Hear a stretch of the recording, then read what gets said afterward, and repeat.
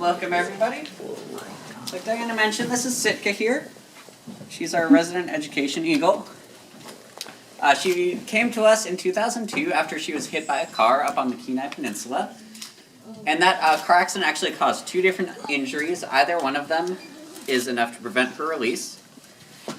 First, her hallux, the back toe on her right foot was so badly damaged it had to be amputated. And the hallux for birds is a lot like a thumb to us. It opposes the other three toes, and it allows grabbing and squeezing. So for Sitka, she wouldn't be able to fish successfully, and she would probably starve to death in the wild with that foot injury. And she got a little bit of road rash on her wing, too. And it's not the actual injury, but how it healed that causes problems. The road rash was on her patagium, which is, it's kind of like right here between your fingers, or between toes. There's skin there. There's not really bone, muscle, tendon, anything like that. And so when that healed, it scarred and healed with a nice hole going straight through her wing. And so if she would ever snag anything through that hole, or if anything poked through, it could do some serious damage. Doesn't actually affect her flight too much. She's still mostly flighted.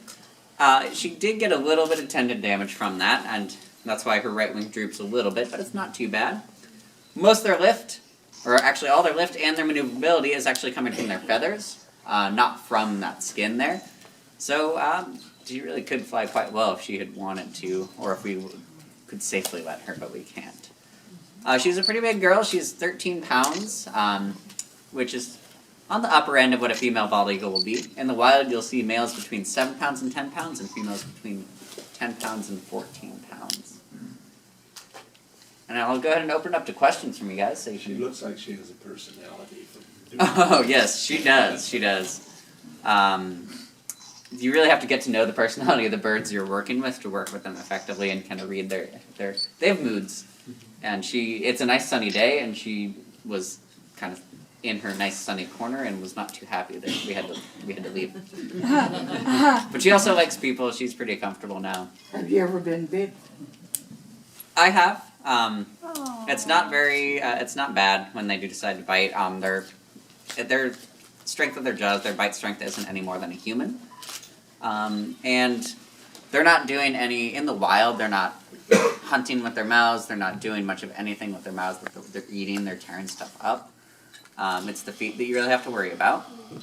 What's the lifespan of it?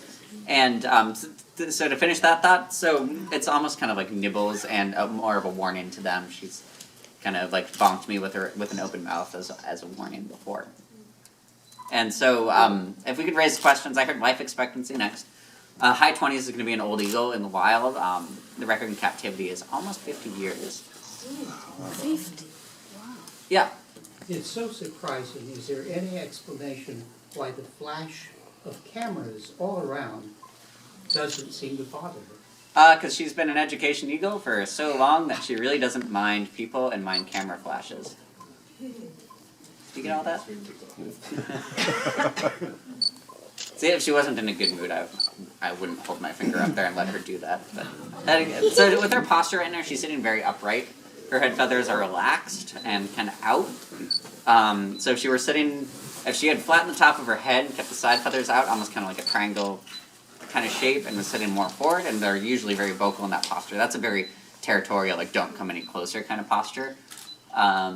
If her head and feathers were slicked down and she was leaning forward, she'd probably be getting ready to jump off the glove and try and fly away. And if she was just had her head feathers slicked down and was still kind of more upright but like looking around, that's usually because she's scared. Could you talk a little bit about their tensile strength? How much can they pick up with their claws? Well, do they actually pick up small cats and dogs?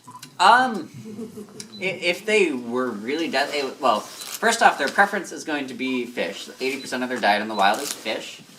And so they can actually lift half their body weight and carry it for relatively long distances. And they can do their full body weight for very short distances.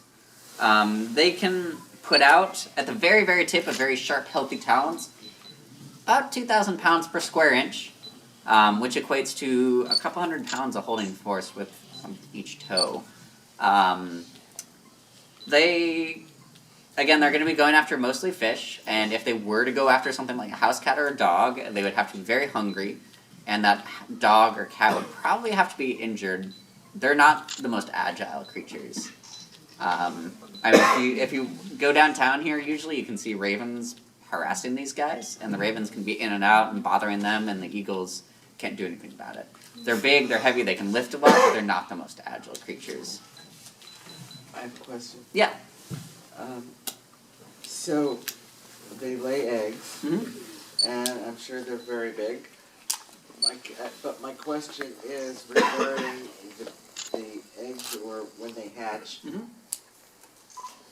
If the mother is injured, what happens to?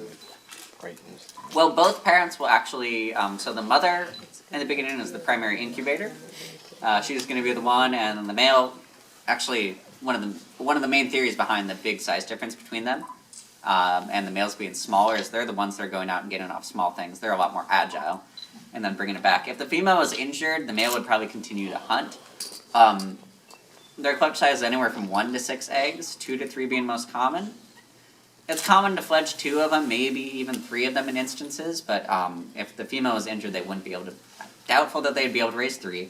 They might be able to successfully fledge 1 or 2, though. I know this is not. I don't mean this as a feminist question, but does the father stay around? Yeah, oh yeah. When they so they get to be fully grown 2.5 months into their life, and they're not leaving. Their parents are not leaving their nest until that point. If you think about it a little, and their eggs are like bigger than chickens' eggs. Not huge though. So going from that tiny little eaglet all the way up to a fully grown bald eagle, that takes a lot of food. So after, the mother's going to stay with them for a little bit, but then after a while, both of them will go out and continue to hunt. And so the females are typically quite large, heavy lifters. They can bring a lot back, and then the males can hunt in that same territory, but go after smaller stuff since they're a lot more agile. So they'll actually work cooperatively. They'll be kind of going after different prey and bringing lots back to that nest. So they do. Okay.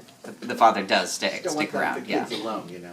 And we are running a little low on time, so this is going to have to be the last question. Yeah. Do you do any breeding here? We're not set up to be a breeding facility. If it weren't for captive breeding programs, we probably would have lost species like the peregrine falcon and the bald eagle because of the DDT. And what they did there is they would take non-releasable eagles such as Sitka and put them into breeding programs and release the offspring. However, the bald eagle population is stable. It's not listed on the threatened or endangered species lists anymore.